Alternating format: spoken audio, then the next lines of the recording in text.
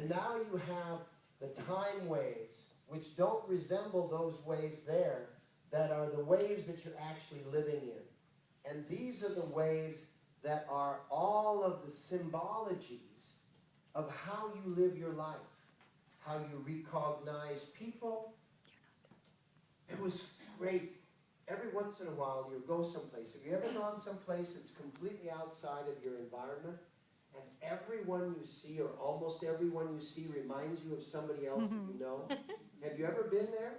Have you ever gone someplace in the world where people are just reminding you, oh, that's, you look just like one of them. You know, well, that's the way this weekend was. People were just like, you know, these people, supposedly we didn't know. Of course we knew them. They were our reflection. But they were just reminding us. That's what a deja vu is. And that's all constructed in those time waves that are out there. The purpose of 2.5 hours of meditation is to come from this highly opinionated, highly filled with not facts, but opinions that are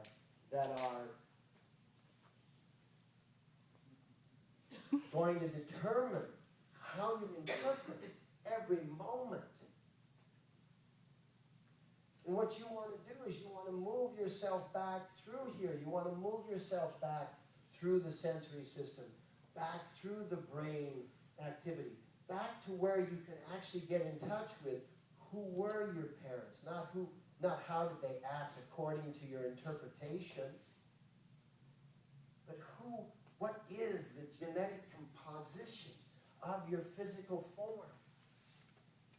That's why really intelligent communities always have the expression, honor thy mother and thy father. And you must do that, otherwise you're experiencing the noise of who you think, and who you emote of what your mother and father, they're not this. That's like a child learning the alphabet.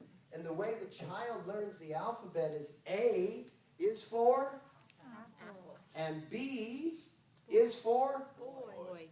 or ball, and C is for Cat. and D is for Dog. Oh, yes. Now, is D a dog? No. No. As a matter of fact, D is only the first letter of the word for a dog in English. In Spanish, D can't be for dog because a dog is un perro.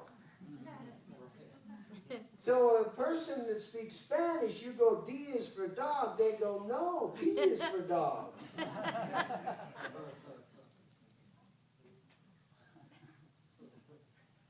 And I loved Yogi Bhajan. He would always say, don't worry, God is only God in English.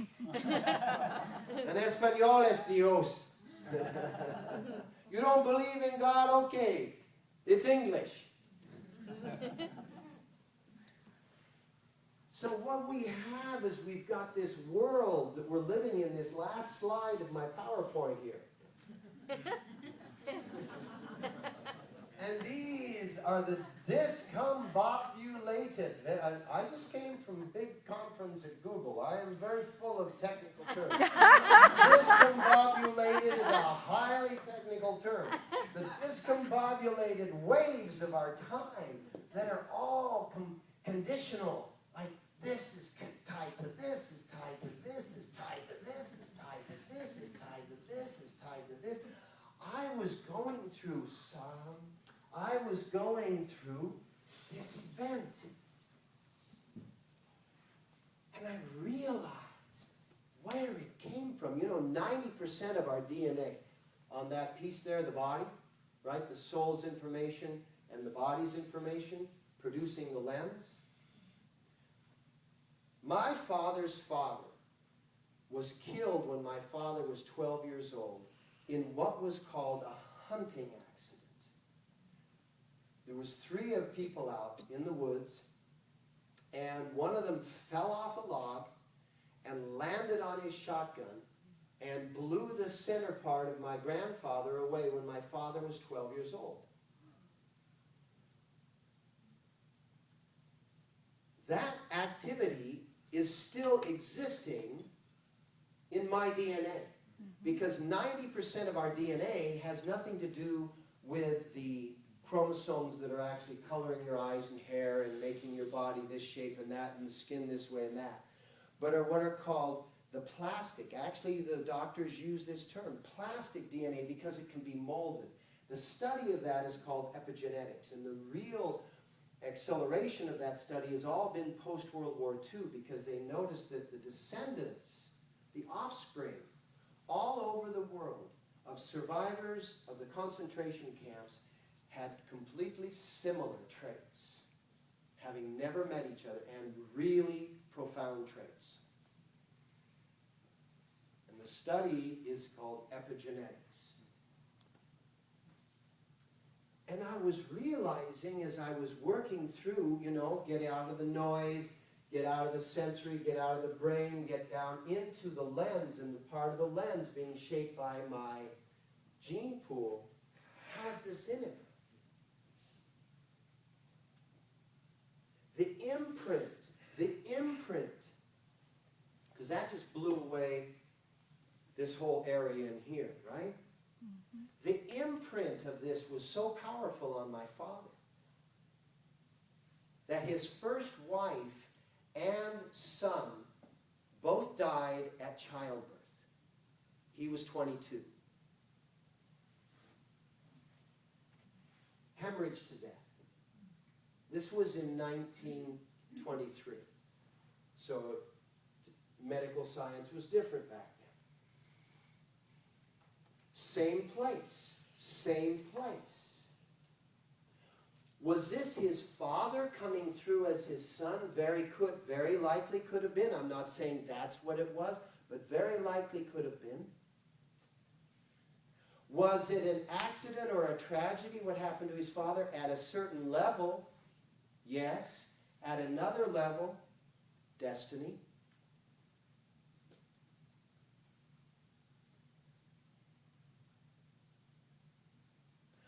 What level are you going to be working with your interface with the mirror at?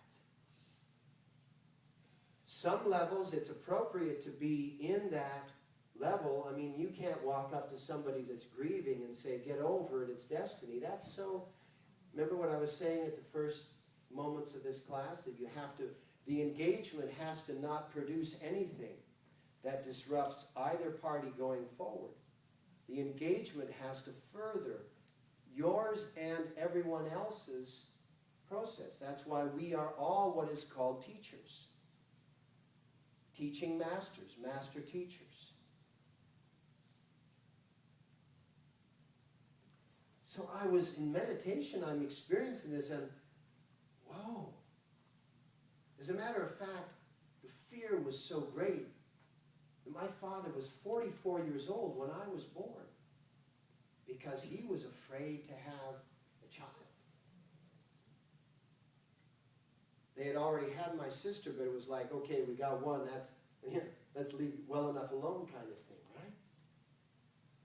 Overcoming that. You need to go into your biology and not through the story, because the story is just the story. The story is made up of opinions. And opinions are not facts, and facts are not truths. Is it clear? Mm-hmm. Is it clear? Yes. And you have to let the truth come through by dissolving the opinions and by disrupting the facts. By clarifying your physical vessel so your physical vessel is not producing noise. That means eat clear foods. Everything that you take into the physical body, make certain that it's clear. Emotionally, don't dwell on things, because that's just compounding the noise. Learn to become emotionally like crystal. You want to have imagery that can allow you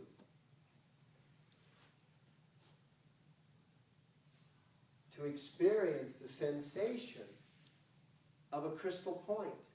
Somebody after class one night walks up and says, I want you to have this. Whoa.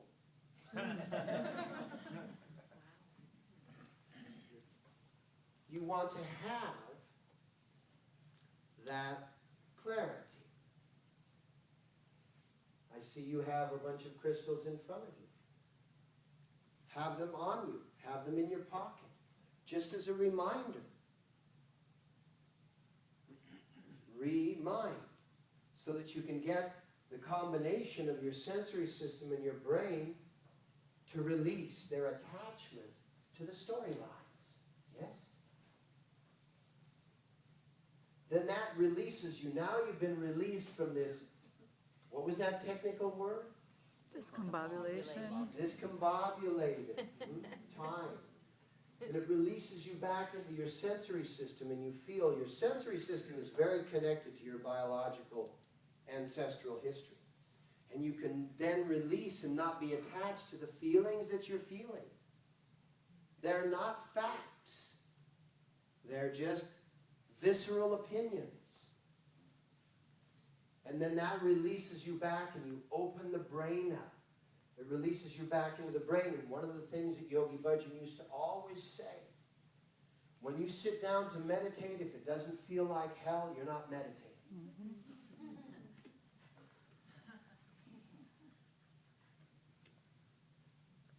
Because when you sit down to meditate, there are eons of stories that you have to release that are stuck in there.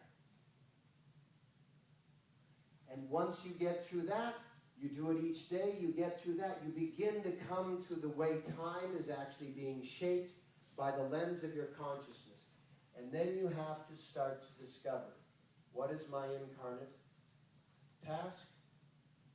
What are the lessons that I'm being shown in life that actually are incarnate lessons? Meaning that they're lessons that you've not yet mastered? And what are biological lessons? What am I supposed to clear from the family bloodline? Oh, that hit a note, huh? Did you hear that? Good.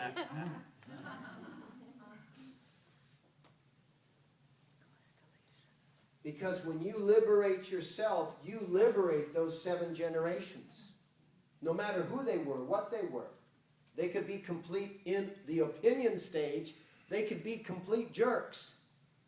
But that's just an opinion. Remember, everyone gets to now honestly.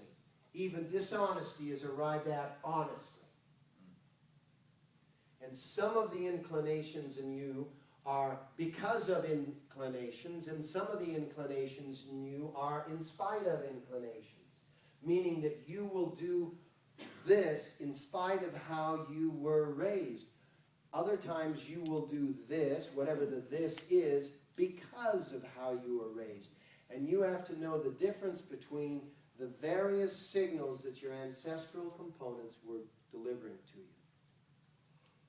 Because if one of the signals from your ancestral composite is an in spite of signal, meaning it's a signal to give you what not to do because you experienced what it was like to experience that, and you go into a because of mode, not a good idea. And you have to be able to be cognizant of that, so you don't want to be in the time that's been reshaped into that discombobulated state. You want to be in a really clear state.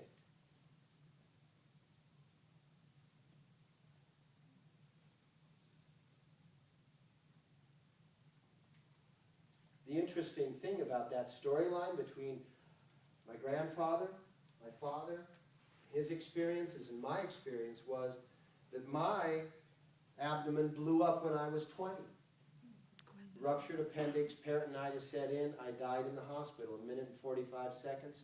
No heartbeat, no breath. Had a complete experience. The rest of my life was transformed because of that experience. And that, I now say, is it. I have to finish the clarification of that because no one else. And I clarified, even though my children are alive, our son is 35, our daughter is 29, I clarify that in this, it clarifies in every one of them, plus it clarifies in the ones that are not even on the planet at this time. That's the nature